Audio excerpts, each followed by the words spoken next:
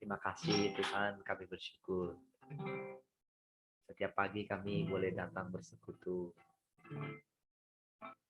mandang wajah-Mu Tuhan. Datang dengan penuh sukacita. Haleluya. Terima kasih Tuhan. Saat ku menyembah-Mu, Roh-Mu bekerja. Saat ku memuji-Mu, Kau bertahta di atas pujian. Ku angkat hatiku,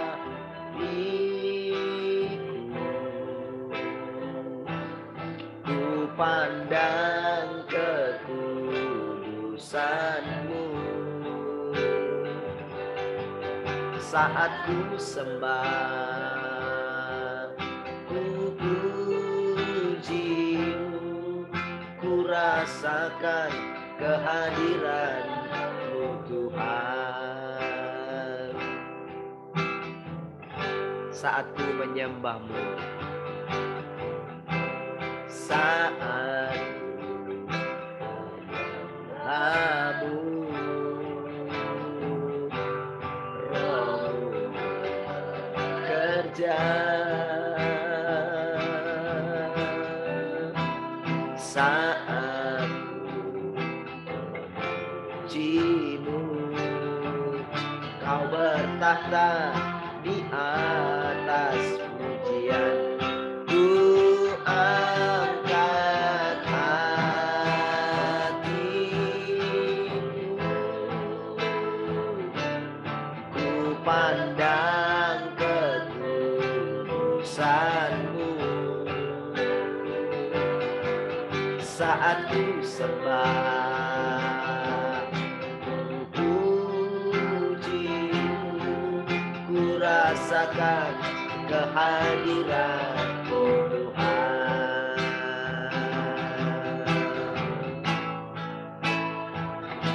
Saat ku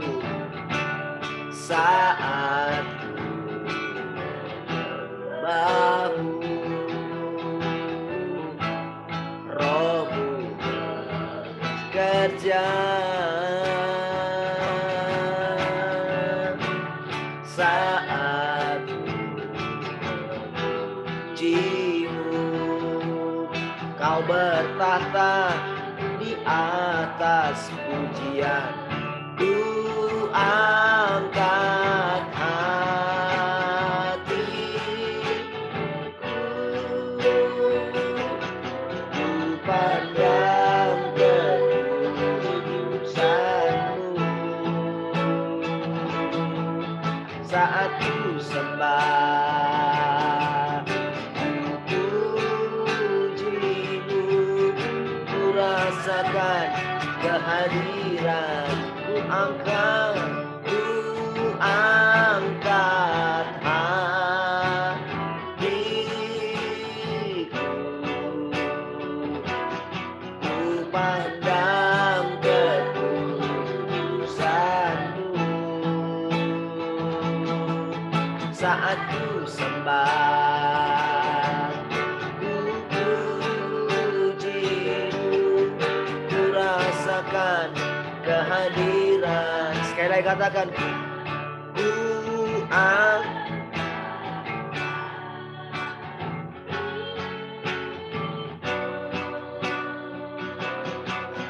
pandang kekudusan-Mu.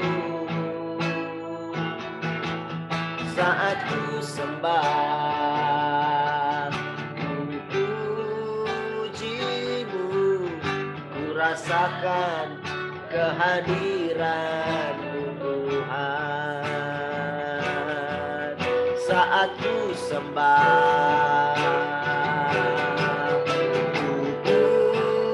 puji-Mu, ku rasakan kehadiran saat ku sembah, saat ku sembah. Ku pujimu, ku rasakan kehadiran-Mu Tuhan. Ku rasakan kehadiran-Mu Tuhan. Oh, Engkau nyata,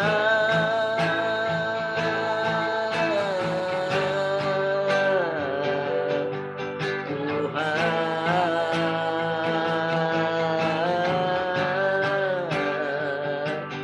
Oh, yakin Kau hadir di sini, ku rasakan tak terbatas. Ku yakin Kau nyata di sini, kemenangan terjadi di sini.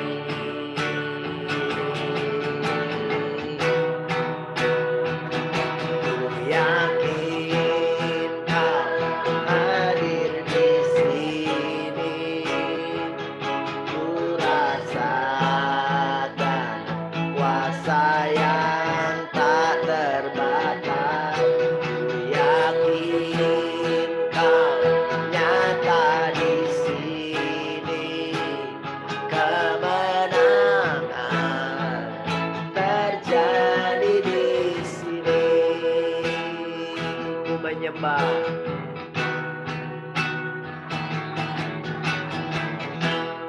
ku menyembah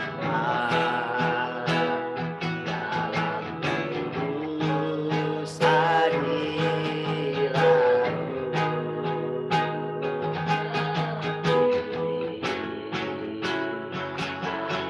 Kasih karunia-Mu Bapa,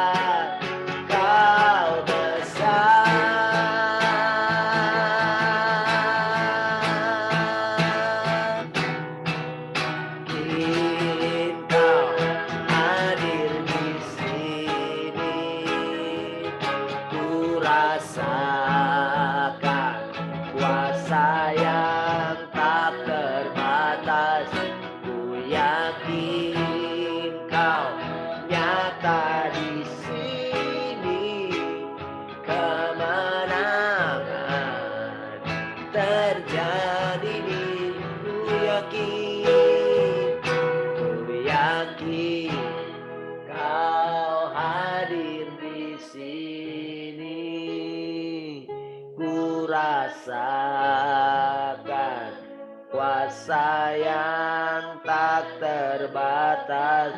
Ku yakin kau nyata di sini. Kemenangan terjadi di sini. Kemenangan terjadi di sini. Pemulihan terjadi di sini. Oh, oh, oh, oh, kau nyata di sini. Kau hadir di sini, Tuhan. Oh, oh, kami bersyukur. Oh,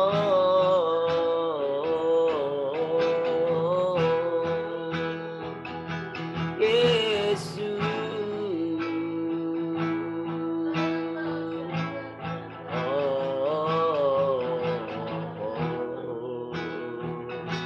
Kami bersyukur.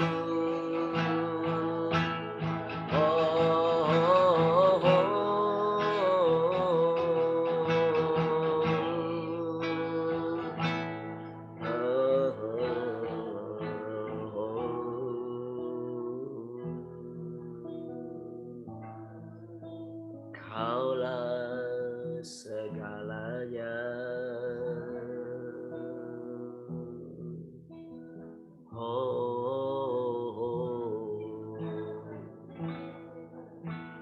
Terima kasih Tuhan,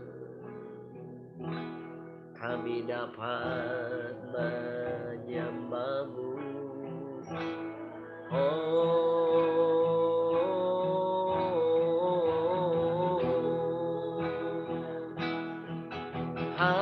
Haleluya.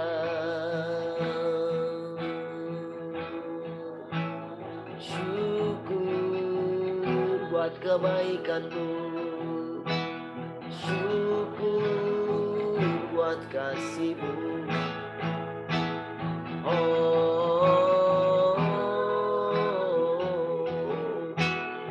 Kaulah segalanya.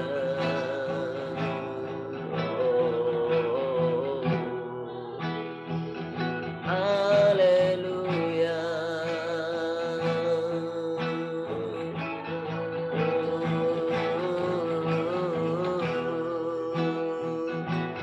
Terima kasih Tuhan, dapat memuji-Mu, dapat bersekutu dengan-Mu Tuhan. Itu suatu anugerah yang luar biasa. Oh, mendengarkan perkataan-perkataan-Mu Tuhan.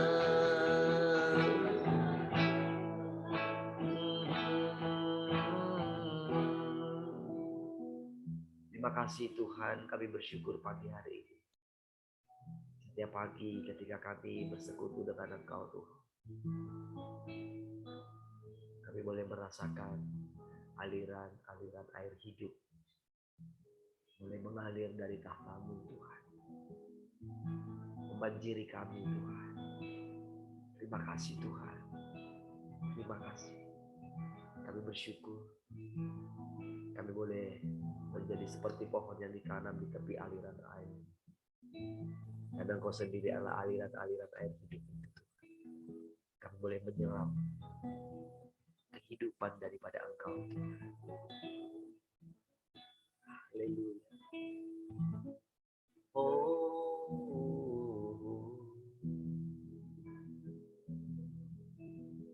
Kami dipuaskan dengan kami memandang Engkau.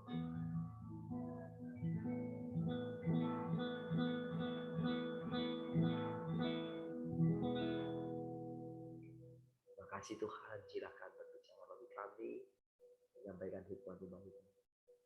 Pujilah Engkau Tuhan untuk selama-lamanya. Mari kita semua yang mengasihi Tuhan sama-sama katakan Amin.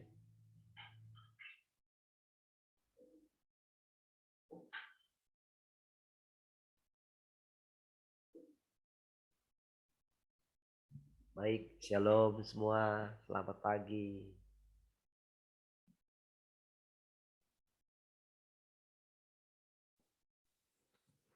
Shalom semua. Shalom. Shalom, selamat pagi. Salam, selamat pagi. Oke. Yang lain shalom.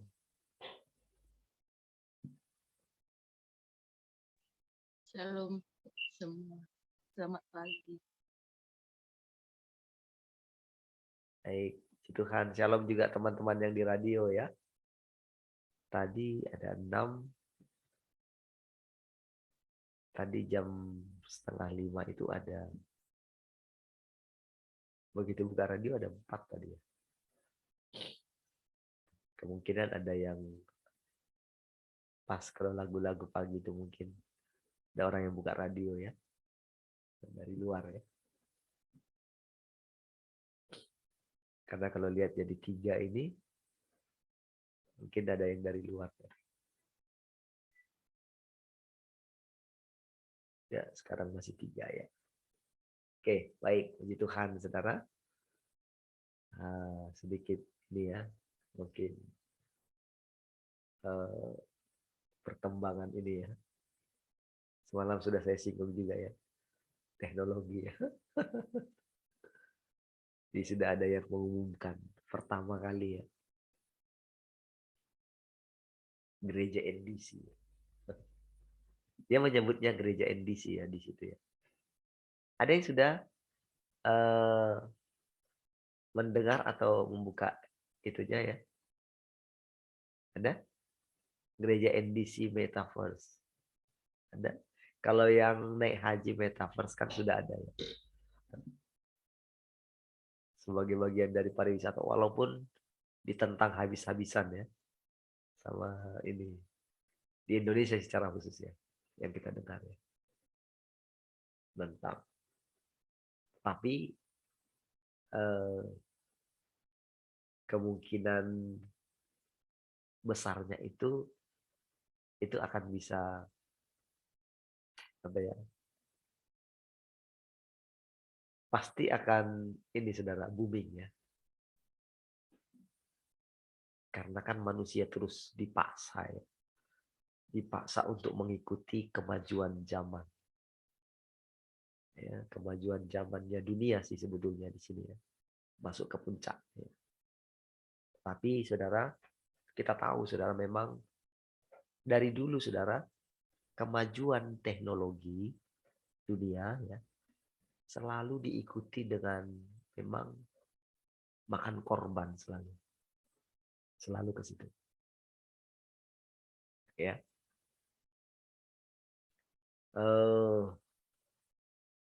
Kalau kita perhatikan saudara, kalau belajar sejarah ya, sejarah dari misalnya dari ketika masuk ke masa yang namanya industri gitu ya, industri gitu.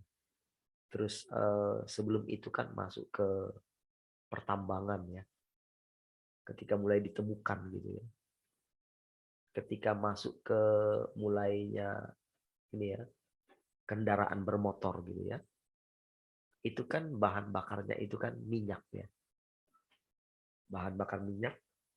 Nah lalu yang terjadi itu kan disitulah mulai pengerukan apa namanya pertambangan minyak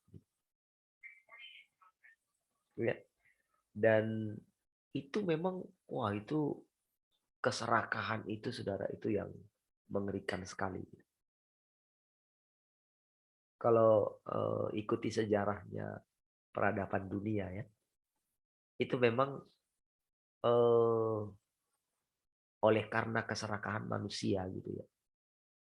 Belum lagi kematian nyawa akibat pertambangan gitu ya. Kalau saudara lihat pertambangan-pertambangan mereka yang masuk sampai ke eh, perut bumi itu ya, itu bagaimana mereka tidak karena pengen kaya itu ya, pengen kaya itu mereka sampai tidak mempedulikan nyawa gitu. Banyak yang kan yang tertimbun oleh karena eh, longsoran-longsoran ketika mereka sudah masuk nggak tahu lagi.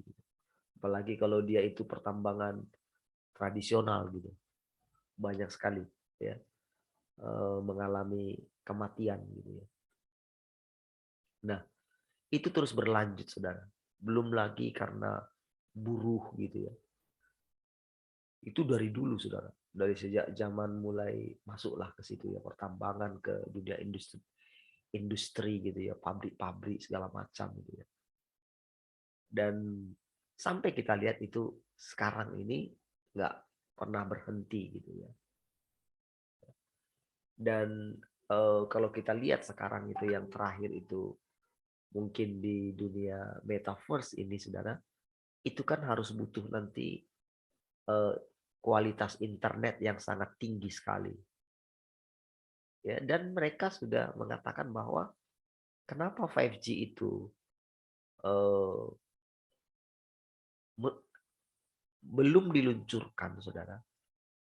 Sedangkan ini saja, saudara, frekuensi saja, saudara, itu eh, benar-benar bisa eh, menimbulkan kerusakan gitu. Apalagi saudara sudah berbasis sampai bisa seperti itu, saudara. Di gelombang-gelombangnya itu saja itu sudah bisa merusak. Gitu. Jadi teknologi 5G kenapa tidak diluncurkan gitu ya? Kenapa lambat ditahan untuk peluncurannya itu? Itu salah satunya adalah mereka mencoba-coba gitu ya dari awal. Makanya dari 2.0, 3.0, 4 sudah berapa sekarang ya? Nah, saudara dari 2G, 3G, 4G, sekarang Samsung sudah mengeluarkan handphone 5G. Berarti saudara, apa yang sedang terjadi sekarang ini saudara? Di mana-mana saudara. Itu flu di mana-mana atau demam di mana-mana. Iya.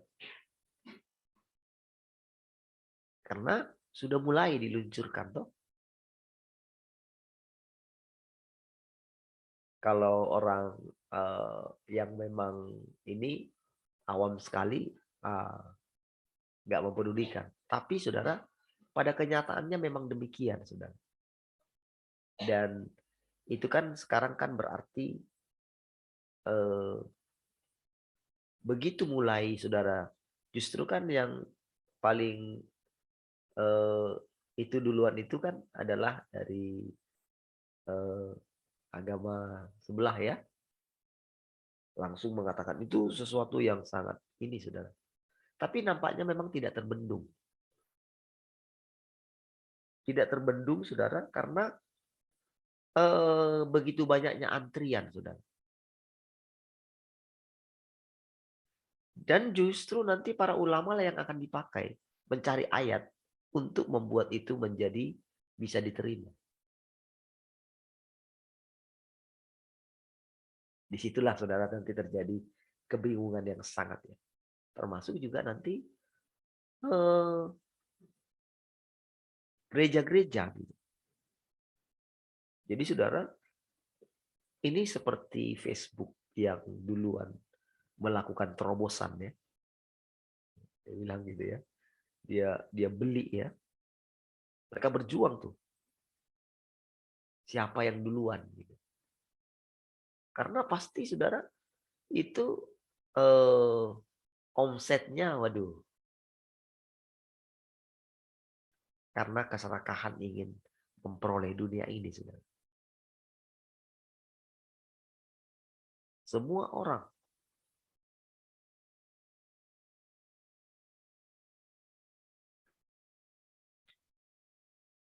Dan apalagi generasi ini ya, generasi milenium ya, atau bukan milenium lagi namanya sekarang, apa namanya? Zilenium ya, namanya sekarang ya, bukan milenium lagi.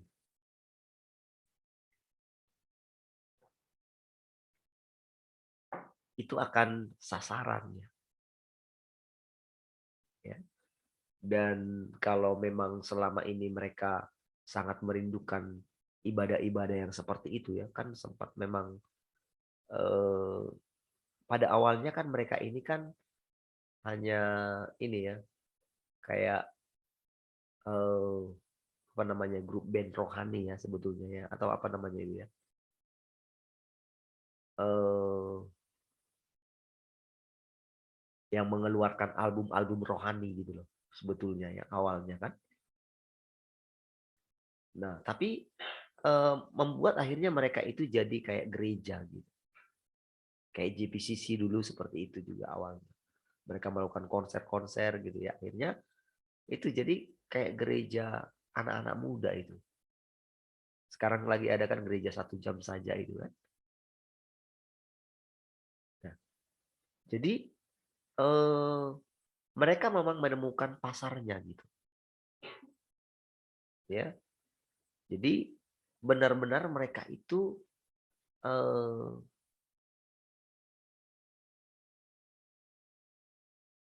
dipuaskan gitu. Kalau mungkin di dunia ya mungkin haram kali ya. Mungkin pergi ke itu, pergi ke mana namanya, ke diskotik gitu kan. Maka mereka menemukan kepuasan gitu. Tapi mungkin setelah mereka bertobat gitu, wah jadi suasana itu karena tujuannya ingin menarik gitu kan anak-anak muda. Sehingga saudara suasana diskotik kan dibawakan ke gereja kan dengan apa namanya, nuansa gelap gitu kan, gelap terus lampu-lampu kan, permainan lampu-lampu kan. Nah itu secara lambat laun gitu ya, dan semakin cepat ya, dibawa ke di mana mereka benar-benar saudara, kalau kita lihat ya kemajuan teknologi itu ya, kan nanti kalau dia misalnya masih pakai alat gitu kan, itu kan akan kesulitan ya. Kan pasti kan ada terus kemajuan gimana supaya benar-benar nyata.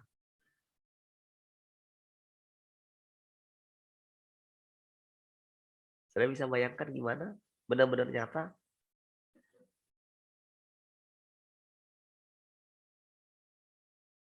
Saudara, pikiran manusia itu saudara menjadi sangat liar saudara, dalam memenuhi kebutuhannya.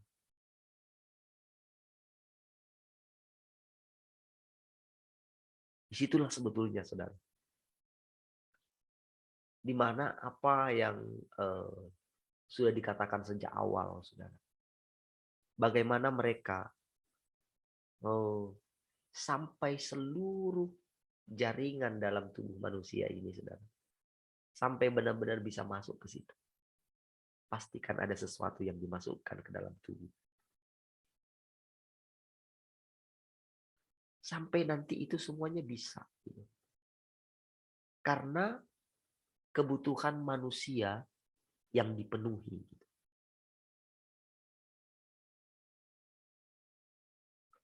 Itulah puncaknya sebetulnya antikris itu saudara.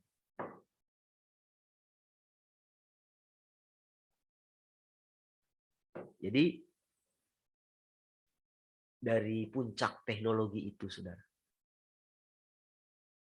coba saudara bayangkan keinginan, tujuannya si jahat itu kan ingin memuaskan daging manusia gitu.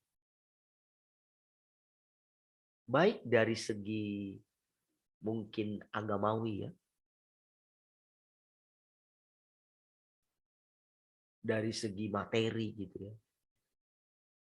Saudara, sekarang ini sebetulnya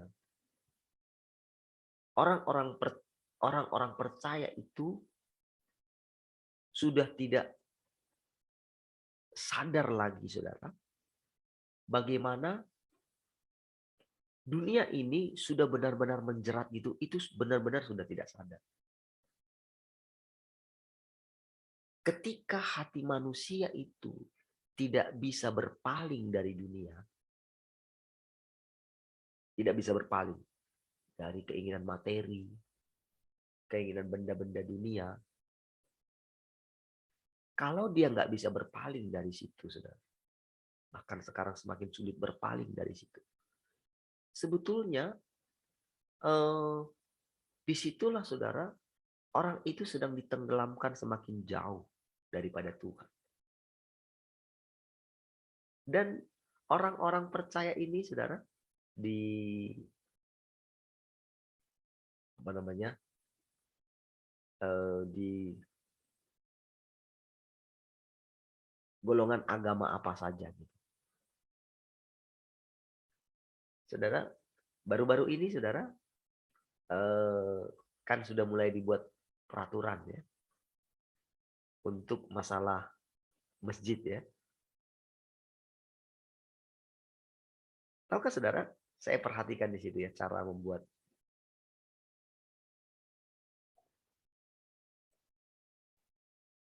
peraturan itu, saudara. Mengenai aturan berapa lama azannya. Sepertinya itu akan pasti akan diterapkan. Memang kalau kita lihat ya, selama ini kan sudah menjadi rahasia umum ya. Kalau misalnya perumahan ada itunya yang pastinya kayak gitu, pasti orang-orang ya ini pasti kan nggak akan laku itu perumahan. Ya. Jadi saudara, dengan adanya pengaturan itu, saudara, sebetulnya Tuhan sedang datang untuk ini loh, saudara. Jadi kalau selama ini kita pikir, saudara, bahwa kita saja yang merasa kita punya bait suci gitu. Sebetulnya mereka itu sebetulnya kalau kita lihat, mereka bait suci mereka itu juga sedang ditahirkan juga gitu. Sedang dimurnikan, cuman mereka, kalau saya perhatikan secara nurani, saudara, orang-orang yang ini ya, orang-orang yang mengalami Tuhan di kalangan mereka itu, saya melihat sebetulnya mereka menyadari akan ada masa itu gitu. Tetapi masih banyak mereka yang mencoba bisa, karena masih mayoritas ya. Tetapi rasanya, saudara,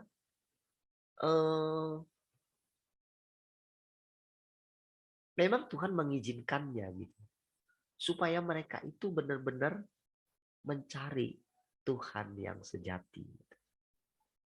Apalagi dengan pangeran Arab itu ya. Wah, itu saudara, itu benar-benar dia buat kebebasan di sana. Tak pernah ada sejarahnya begitu. Secara lambat laun gitu. Ya. Dan pasti saudara, itu yang melakukan apa namanya, keliling itu ya. Banyak naik haji itulah gitu.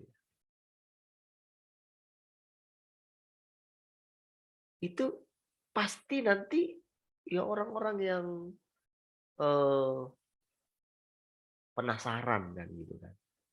Karena kan untuk naik haji itu satu impian yang luar biasa gitu. Sudah benar-benar membuat mereka gitu benar-benar kepingin sekali gitu. Itulah juga yang ditawarkan gitu oleh si jahat juga kan, melalui kemajuan teknologi gitu. Apalagi sekarang, saudara, Kan itu kalau antrinya itu berapa tahun kemarin? Begitu masuk 10 tahun apa 15 tahun? Pak Twin. 10 sampai 15 tahun. Untuk nunggu begitu lunas. Kan itu kan dicicil ya. Ya, Kalau begitu lunas, baru hitungannya setelah itu ya. Setelah lunas itu baru didaftarkan. Berarti nunggu. Bayangkan mereka itu yang sejak awal kan dicicilkan ONH itu. Tabungan haji itu kan.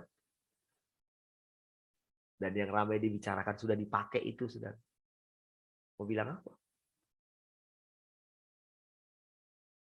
Padahal saudara, makanya ada apa namanya?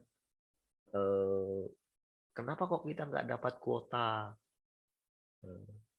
Ternyata ada permasalahannya di situ, saudara. Wah, bayangkan sampai segitunya, saudara.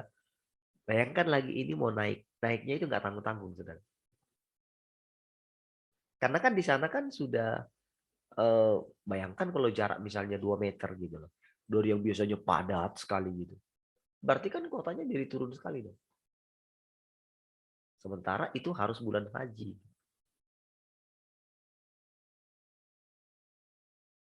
Ya kan? Sekali dalam setahun gitu. Nah, jadi bayangkan saudara, mau kapan itu akan terpenuhi? Pasti sebelum ini, dan saya kemarin dengarnya dari Pak Twin gitu, kalau misalnya orang itu sudah mendaftar, lalu ternyata sebelum berangkat dia sudah meninggal, ya uang tak bisa ditarik. Ya dianggap saja dia sudah naik haji. Waduh. Itu sungguh ini ya. Menyedihkan sekali ya. Bayangkan bisnis itu pasti sudah banyak sekali yang karena kan itu kan saking ketulusan mereka. Saking ketulusan mereka, saudara. Mereka menabung, rela menabung. Demi sampai di sana.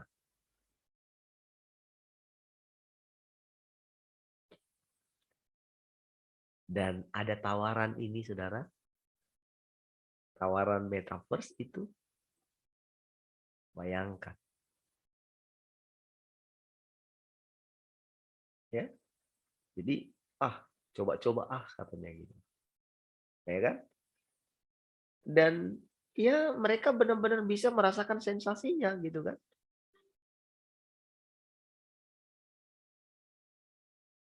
Bagaimana mereka benar-benar bisa membuat, kan yang mau mereka rasakan itu kan suasananya kan. Hadiratnya. Dan mulai masuk nanti ke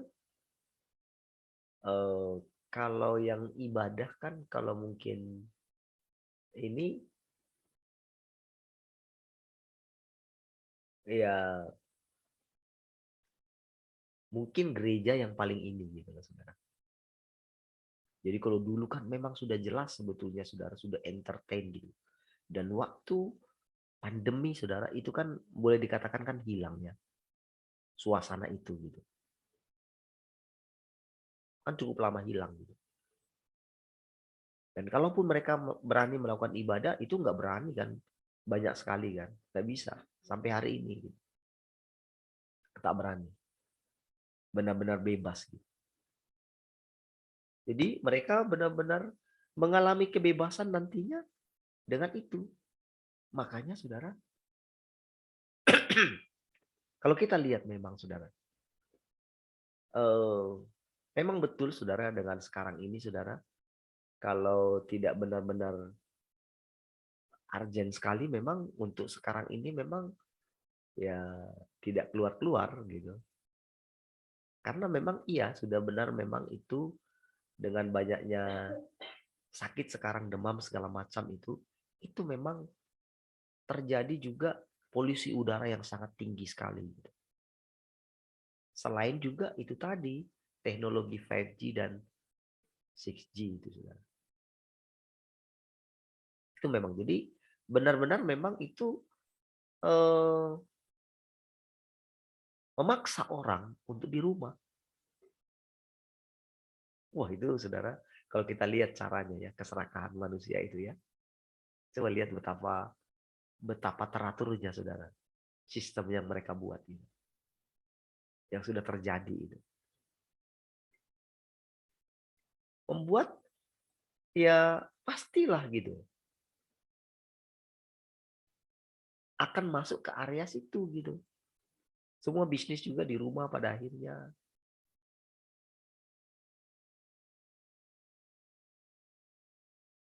Ya. Jadi saudara, itulah yang sedang terjadi dan itulah yang sedang coba ditawarkan, dan bayangkan saudara bagaimana nanti dengan nanti tanpa pakai alat gitu kan.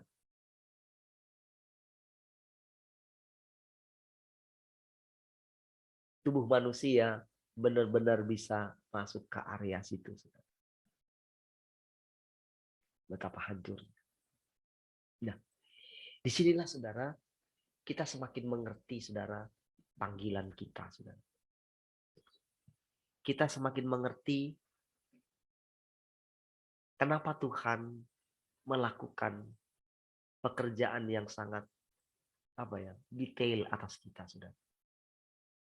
Kadang-kadang memang saudara kalau kita ini kan ya, kalau kita ikuti terus perkembangan firman Tuhan setiap hari gitu ya, setiap saat gitu. Bagaimana ketika rasanya menurut kita sudah oke-oke saja, ternyata begitu semakin dalam kita masuk ke dalam hatinya, ternyata berbagai macam hal untuk sampai benar-benar melepaskan kita dari dunia ini. Dan tantangannya adalah kita hidup di antara mereka. Dan saudara-saudara kita, keluarga kita juga ada di sana. Kapan air mata kita dihapus? Pasti kita akan mau tidak mau saudara, ketika kita dipisahkan dari anggota keluarga kita. Kan kita tidak bisa memaksa keluarga kita untuk mengikuti apa yang kita ikuti. Misalnya saja saudara, saya bukan ini, saya hanya dalam perenungan saya saudara, ketika saya terus mengikuti Tuhan ya, dalam arti sangat serius sekali saudara, dari sejak saya lahir baru gitu ya, dalam mengikuti baik perkembangan gereja gitu ya. Bahkan saya terus selalu memperhatikan hidup saya, apakah saya tetap masih punya Tuhan, apakah saya masih tetap memiliki kasih yang mula-mula. Itu sangat detail sejak awal saudara. Dari melatih diri saya baca buku-buku rohani yang berbau tentang hadirat Tuhan, tentang suara Tuhan, tentang mengalami Tuhan, tentang penderitaan, tentang bagaimana menginjil, itu terus saya istilahnya ikuti gitu. Apa dulu yang belum saya capai dalam hal misalnya melakukan mujizat, pergi kemana-mana dalam melayani, berkhotbah, apa saja gitu ya. Rasanya saudara yang ngalami lah semuanya. Dan ketika mulai mengikuti yang sekarang, bagaimana dihakimi, bagaimana dihajar, dan ngalami sendiri. Jadi bukan teori gitu ya. Jadi saya bukan menyampaikan teori kepada saudara gitu. Saya mengikuti perkembangannya di dalam diri saya sendiri juga gitu. Nah, jadi saudara, ketika dalam perenungan itu pas sampai ke hal yang itu ya, apalagi ketika merenungkan bagaimana orang-orang yang mengalami penderitaan itu ya, mati martir itu ya. Dulu sebelum saya lahir baru gitu, kami di kampung itu sudah sangat kuat tentang bahwa untuk menjadi orang percaya itu harus rela kapan saja gitu kalau misalnya dianiaya gitu. Itu dulu pemahaman saya dulu sebelum saya datang ke Batam. Jadi sudah ada itu gitu. Nah, jadi saudara, hal-hal itu saudara dulu saya takut sekali lah gitu ya. Untuk kalau namanya mengalami akhir zaman suatu saat akan mengalami seperti itu. Nah, jadi ketika saya baca misalnya kejadian-kejadian yang seperti itu, bagaimana martir itu rasanya bangga gitu ya. Wah, hebat ya mereka. Apalagi ketika melihat lagi penganiayaan yang terjadi untuk gereja Tuhan yang Maha Kuasa itu ya. Itu rasanya gini. Untuk melihat saja itu rasanya gimana ya? Mungkinkah seperti ini? Sampai saudara, Tuhan, kalau kira-kira jemaatmu mendengarkan hal seperti ini, masih mau nggak mereka ikut engkau ya? Itu saja saya seperti itu. Tapi puji Tuhan, saudara, memang di firman Tuhan yang Maha Kuasa itu dikatakan begini. Kalau ada hal-hal yang nggak sanggup, belum sanggup memang kamu menerimanya, ya skip gitu. Jadi memang di situ ada, dan memang itu nasihat Tuhan. Makanya kan dikatakan, kalau seorang yang mau mendirikan menara katanya, bukankah dia harus melakukan perhitungan dulu? Gitu. Ya, jadi saudara, seperti pernah saya katakan dulu, si pemuda yang kaya itu dia pulang dengan sedihnya.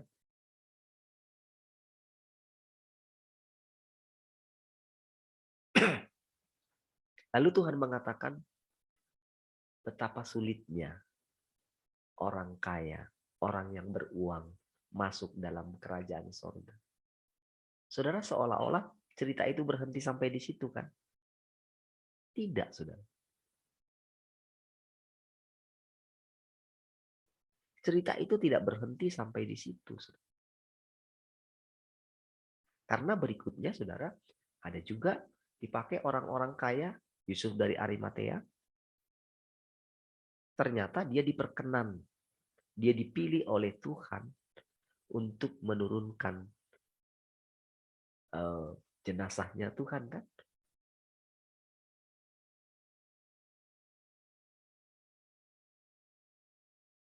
Dia orang kaya, saudara.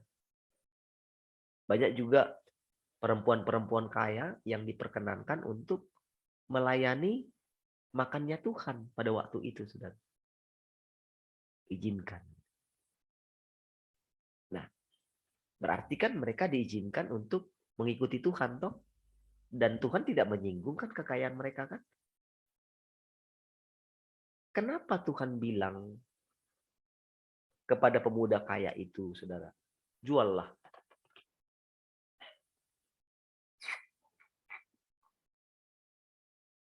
segala milikmu. Kenapa? Kenapa, saudara? Karena dia yang minta. Kan pemuda kaya itu yang minta, kan? Kan sebetulnya dia itu kan sudah menemukan kehampaan. Kan gitu ceritanya kan. Dia sudah melakukan semua Taurat. Tetapi dia itu merasa kosong. Tetap merasa kurang.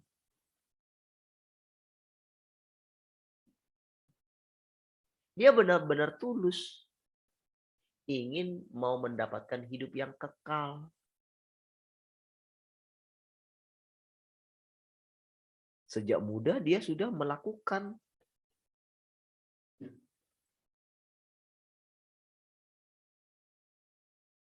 Makanya datang perkataan itu. Datang firman itu, saudara, sama dia. Makanya, saudara, saya katakan tadi malam. Kalau kita ini menginginkan yang lebih tinggi, kan semua orang kan inginkan tempat yang terbaik.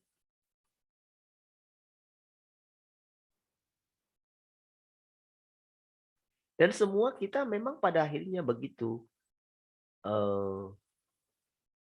mendapatkan Tuhan. Kita itu memang, kalau di firman Tuhan yang Maha Kuasa itu, di firman itu bilang bahwa kita akan seperti orang yang ketagihan. Memang iya.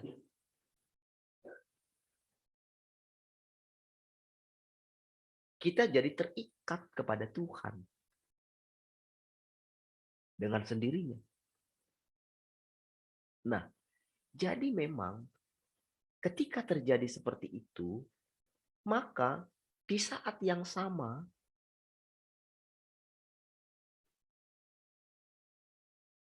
kalau orang ketagihan, saudara, dia itu bahkan sampai, kalau di yang negatif ya, kalau sudah tidak punya uang, dia rela mencuri. Ya.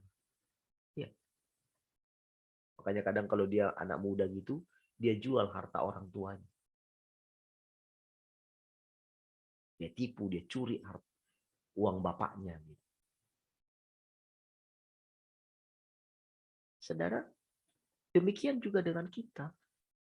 Makanya Tuhan katakan, juallah segala milikmu, katanya. Juallah hartamu. Karena apa? Karena dia memang mencari Tuhan. Tetapi dia temukan di dalam dirinya ada kekurangan.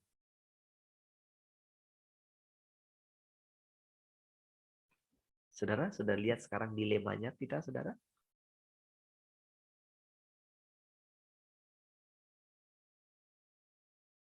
Dilemanya di situ kan? Tetapi sebetulnya itulah jalan Tuhan melepaskan kita dari dunia ini. Dari cengkeramannya si jahat.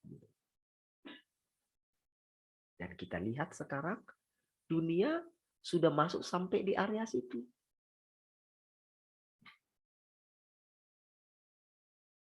Hati kita masih di sana kah?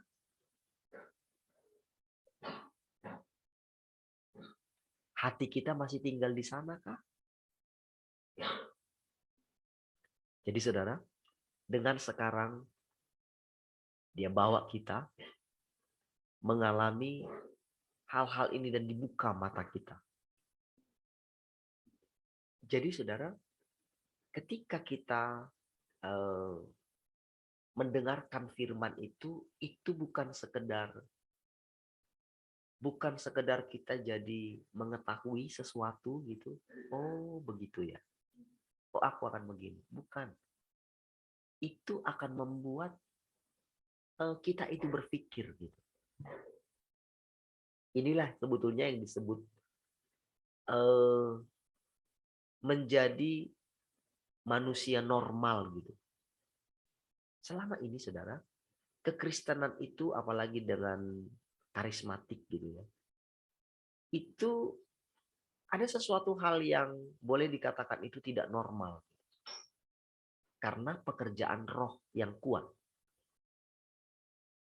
Sehingga membuat si orang ini, si orang percaya ini, saudara, yang mengikuti Tuhan ini, itu mengikuti roh dan lebih cenderung roh itu menguasai dirinya gitu. Banyak yang tertipu di situ, saudara. Sehingga memang banyak orang yang awalnya itu memang dipakai oleh Roh Allah gitu, dibimbing oleh Roh Allah, tapi kemudian dibimbing oleh roh-roh jahat. Sudah banyak kejadiannya seperti itu. Ya, banyak kejadian seperti itu. Karena apa, Saudara? Pikirannya yang tidak mendapatkan pengetahuan. Nah, sementara pikiran ini juga itu kan bisa diajar oleh dunia juga. Jadi Saudara, si jahat juga bisa memberikan pengetahuan tentang Tuhan. Tetapi pengetahuan tentang Tuhan yang sejati adalah di dalam hati kita ini. Itulah tempat yang paling dalam. Itulah ruang maha kudusnya kita. Makanya kan, ketika kita melihat perbedaannya kan, kenapa orang-orang, wah kalau misalnya disinggung dengan, kalau saudara singgung dengan masalah, ketika ada yang bilang misalnya, oh vaksin itu tanda binatang, wow itu mereka akan sangat marah sekali. Akan sangat marah sekali. Dan kalau misalnya itu sampai kalau itu saudara, mereka semua itu, wow nggak berani kita ini saudara. Ya sudahlah. Gitu. Di grup-grup pendeta juga seperti itu. Keras sekali. Padahal kalau kita tenang aja ke dalam hati kita gitu. Bukankah memang Tuhan meminta kita rela kehilangan nyawa? Masakan dengan itu saja kita mencari ayat pembenaran untuk membenarkan nggak apa-apa gitu.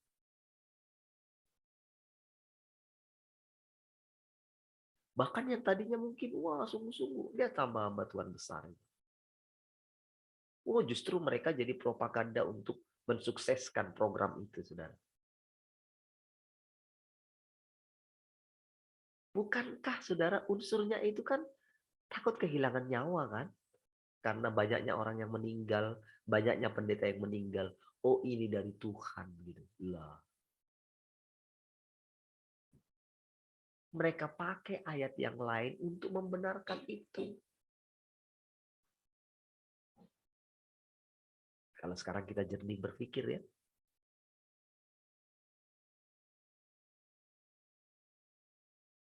Dan puji Tuhan saudara, kita setiap hari dibimbing Tuhan. Walaupun awalnya kita merasa, aduh, tapi kan kita kan nggak bisa menolak kan panggilan Tuhan dalam hidup kita kan.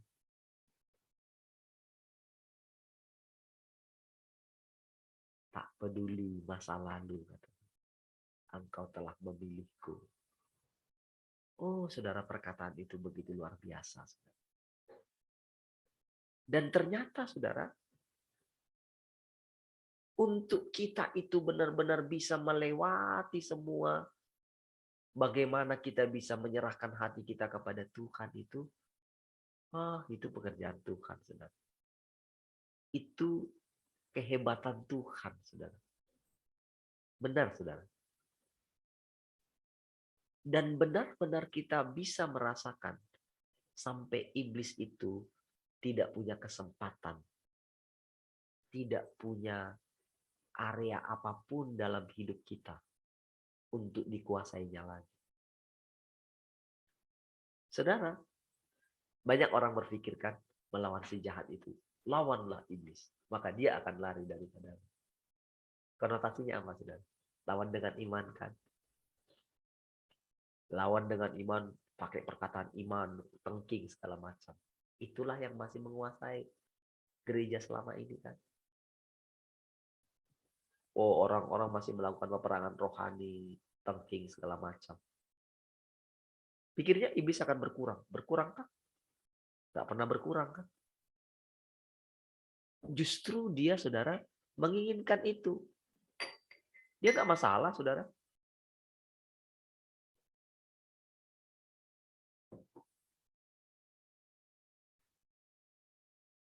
Bagi dia nggak masalah, saudara, ditengking-tengking segala macam.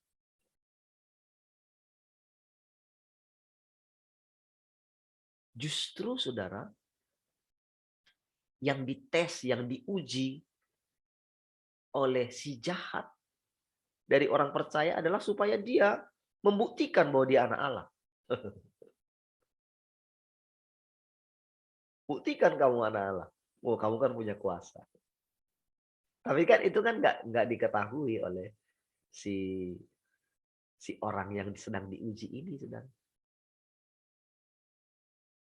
Si orang yang mempunyai karunia, oh itu tidak akan tahu kalau dia itu lagi diuji gitu.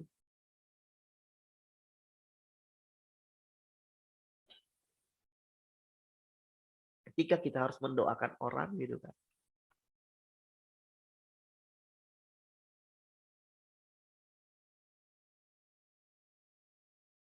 Ketika kemarin diminta gitu ya. Oh, minta solusinya gitu. Karena dulu saya mendoakan dia gitu kan. Suami adik saya ini, dia Muslim, mau saya doakan gitu dan ya sembuh lah gitu. Ketika sekarang ke anaknya, ya sudah bayangkan sudah 10 hari kan. Itu kan pasti minta solusi. Solusi maksudnya saya nyatakan iman saya ngambil keputusan gitu.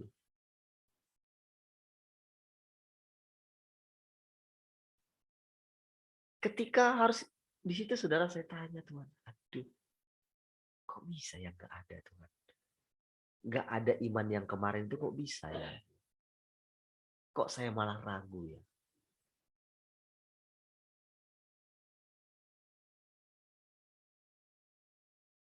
Saudara, ragunya itu saudara bukan karena saya nggak punya iman lagi, bukan. Tapi karena kita sekarang sudah ada takut akan Tuhan.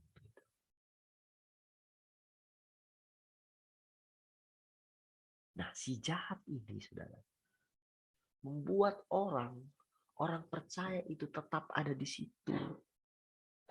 Masih ada mujizat. Apa namanya? Open doors. Apalagi, saudara. Saudara, sekarang mereka juga tetap memberitakan iman. Roh yang dalam kita. Mereka memberitakan terus itu, saudara. Seolah-olah mereka, jadi perkasa lagi gitu loh. Itu jauh sekali, saudara. Jauh sekali dari Tuhan. Malah justru semakin jauh. Percaya. Jadi kalau mereka memberitakan tentang percaya, Tuhan menolong segala macam, jauh.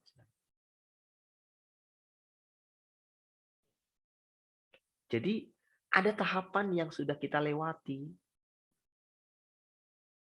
Tahapan yang sudah kita lewati ini begitu mendalam di dalam hati kita.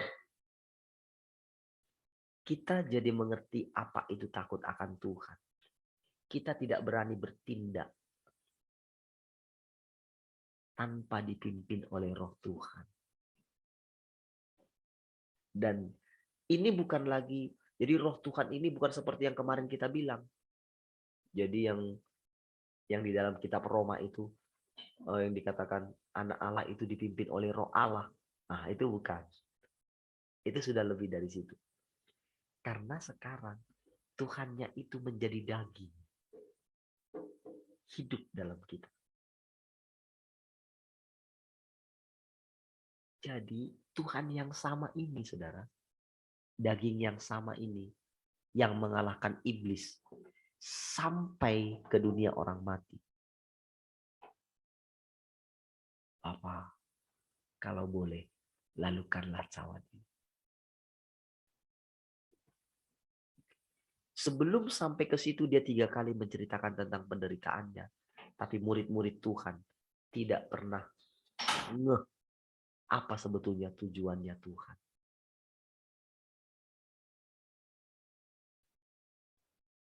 Justru orang-orang yang di luar lingkaran dalam gitu yang mengetahuinya. Bahkan yang di samping kanan Tuhan, seorang penjahat itu, dia boleh menghibur Tuhan di atas kayu salib. Murid-murid yang lain menjauh, saudara. Yang ada dekat di situ adalah muridnya Tuhan satu yang namanya Yohanes.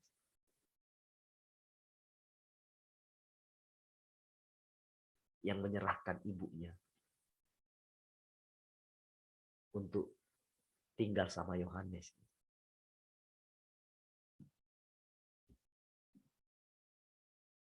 Tapi ketika di atas kayu salib itu, saudara, seorang yang berdosa paling berat, tapi itu dipakai oleh bapaknya untuk menghibur dia. Kalau engkau sampai kepada kerajaan. Oh, tahukah saudara? Itu firman loh, saudara. Bahwa dia pasti. Jadi kan kita begini, saudara. Jadi saya lihat dari proses orang yang dianiaya, yang di penjara itu, saudara. Oh, ketika dia benar-benar, saya rasa saudara itu memang kalau bukan karena Tuhan ada di situ, nggak mungkin dia bisa melewati itu. Kalau bukan karena Tuhan, pastilah sudah mati. Perempuan lagi, saudara. Pastilah sudah mati.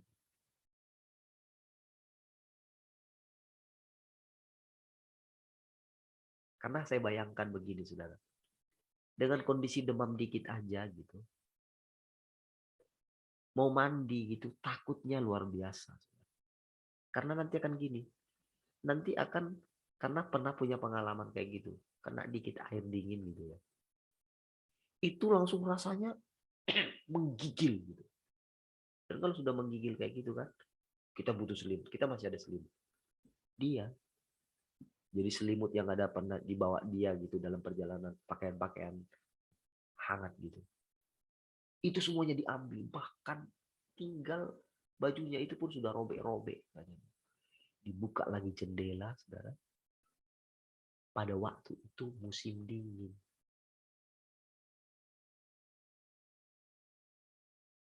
Sampai yang menganiaya itu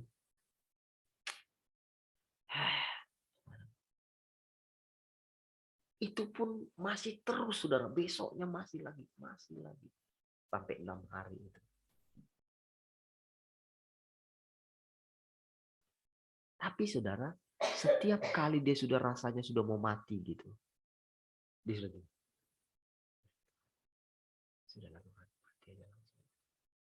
Sampai dia pikir dia sudah mati gitu. Karena dia rasakan gitu, rasanya kok itunya sudah longgar gitu. Kita kan kalau kisah di dalam Alkitab kan, si Petrus sama siapa itu? Yohanes kan?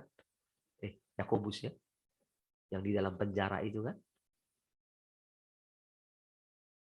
Kok mereka memuji Tuhan itu? Mereka tiba-tiba dilepaskan ya. Beda dengan Paulus lagi ya, yang bergoncang.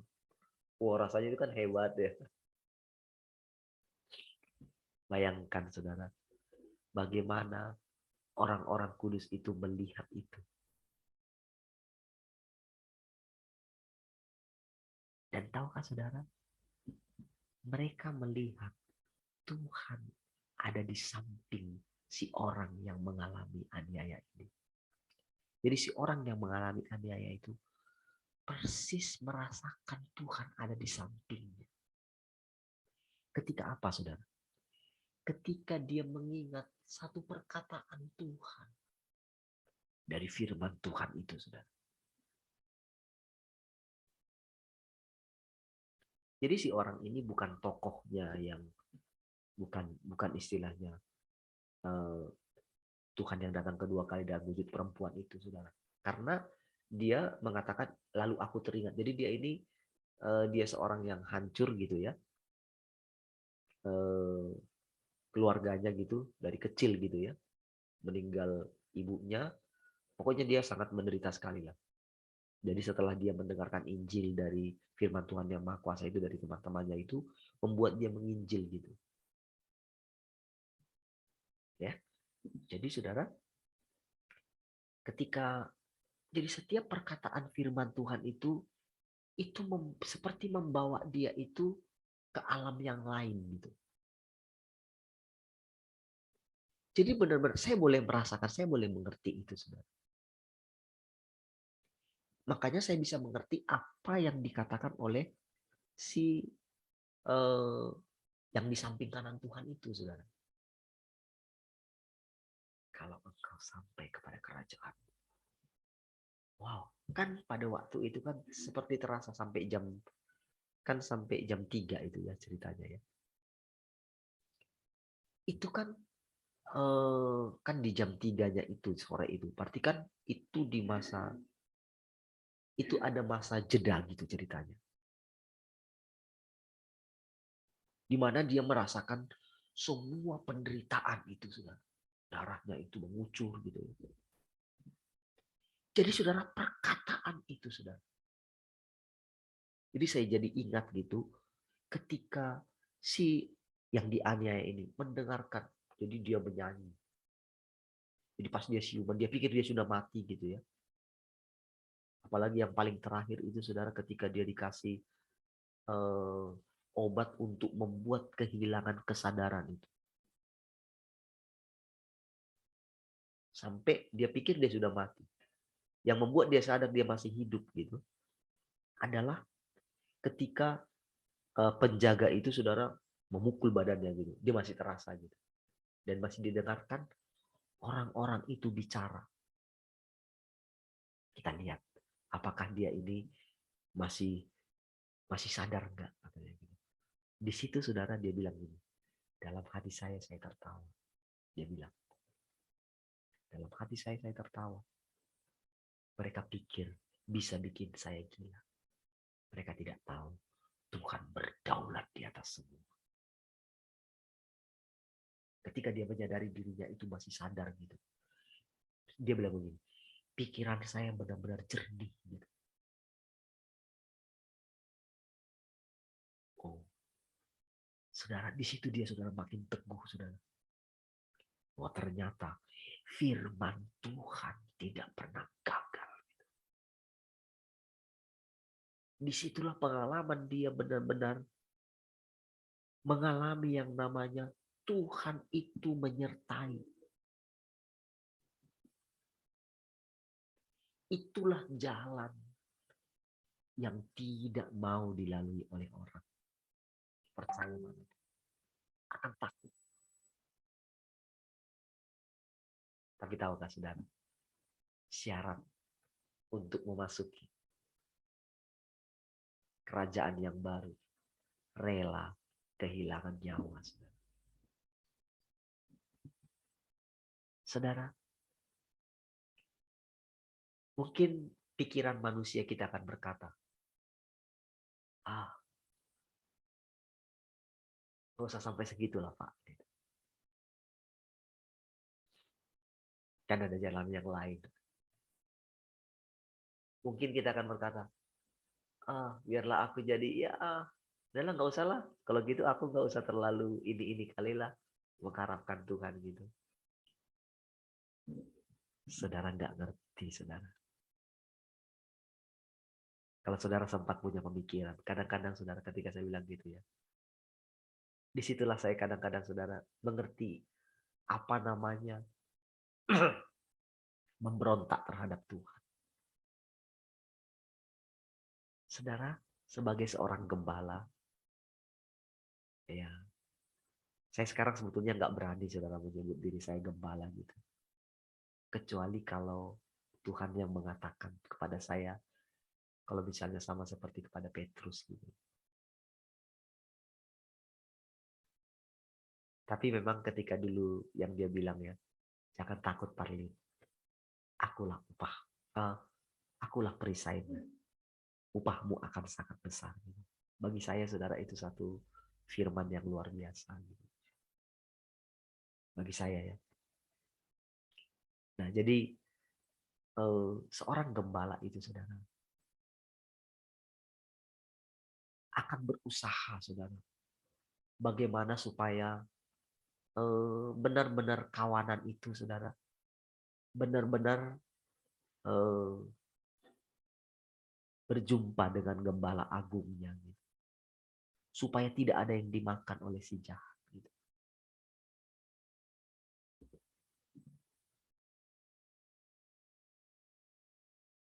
Seorang gembala memberikan nyawanya, dia akan bertaruh. Itulah arti seorang gembala yang sesungguhnya.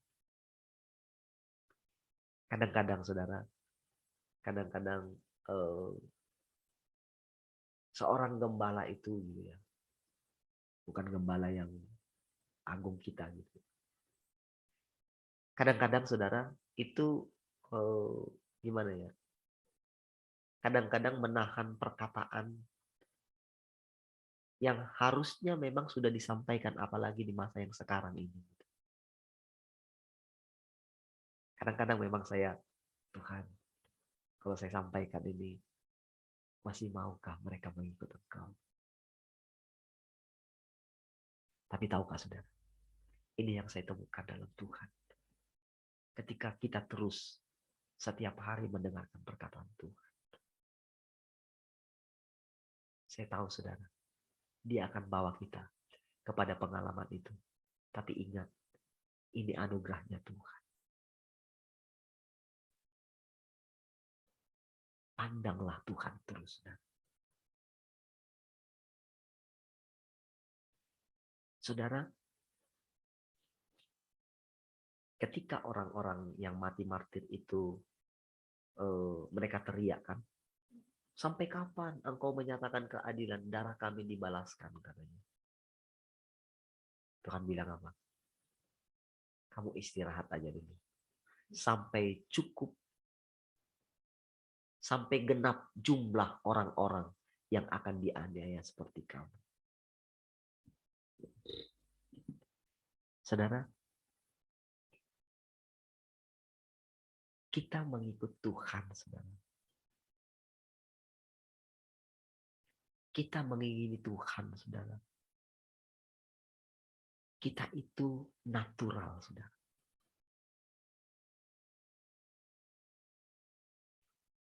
Saudara, untuk mengerti perkataan yang mengatakan menginginkan Tuhan lebih, gitu ya.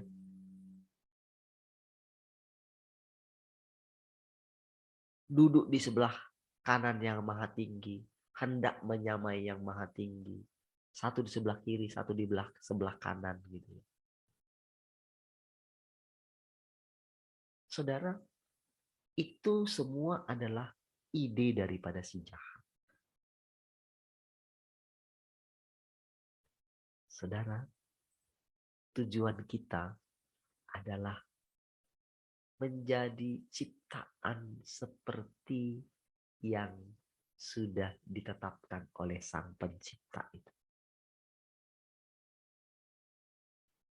Dan puaslah untuk menjadi seorang penyembah Allah.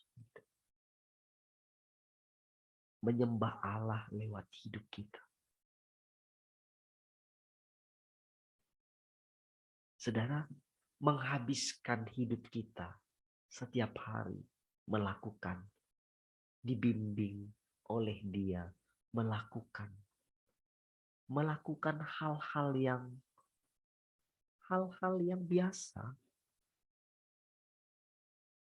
melakukan kebaikan, hidup dalam kejujuran, hidup dalam kemurahan, apa saja, dalam kesetiaan, dalam ketekunan.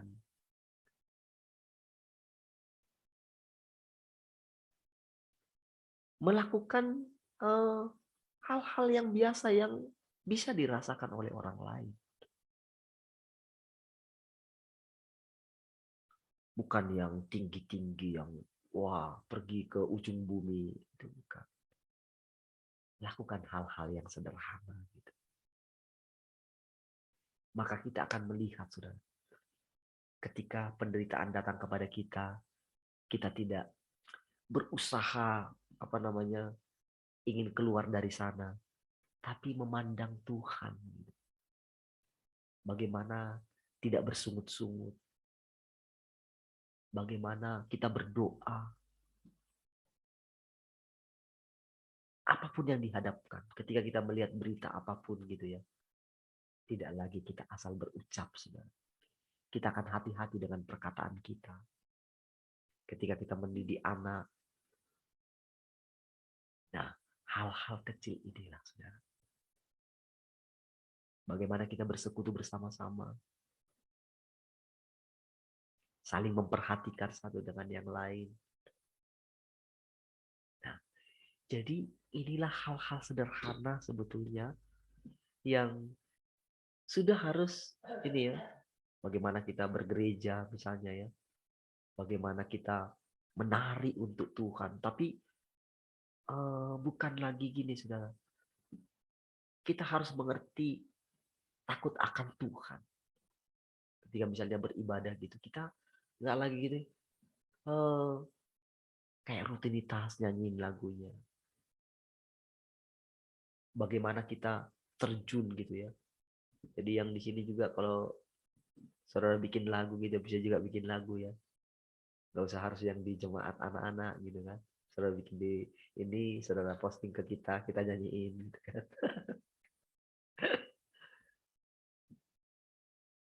Segala sesuatunya kita persembahkan untuk Tuhan.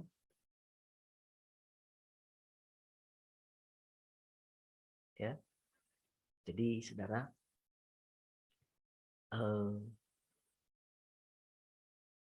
kita sedang menghadapi pertempuran yang besar, saudara. Tapi bukan kita lawan dengan kuasa, dengan kekuatan, dengan iman, dengan yang kemarin, saudara. Tapi kita lakukan dengan semakin tertuju pandangan kita kepada Tuhan. Mata kita semakin memandang Dia setiap hari. Amin, saudara. Haleluya. Puji Tuhan, saudara, sudah jam 6, saudara. Baik, saudara, mari kita berdoa. Haleluya. Terima kasih Tuhan, kami bersyukur pagi hari ini. Anugerah-Mu berlimpah-limpah bagi kami. Terima kasih Tuhan buat kehidupan, buat kesegaran, buat kekuatan, buat kesembuhan bagi tubuh kami. Sehingga kami boleh memuliakan Engkau lewat kesehatan tubuh kami. Terima kasih. Kami bersyukur hari ini. Kami boleh makan daripada perkataan-perkataan-Mu Tuhan hari ini. Terpujilah Engkau Tuhan untuk selama-lamanya. Mari kita semua yang mengasihi Tuhan sama-sama katakan. Amin. Baik, puji Tuhan. Tuhan memberkati.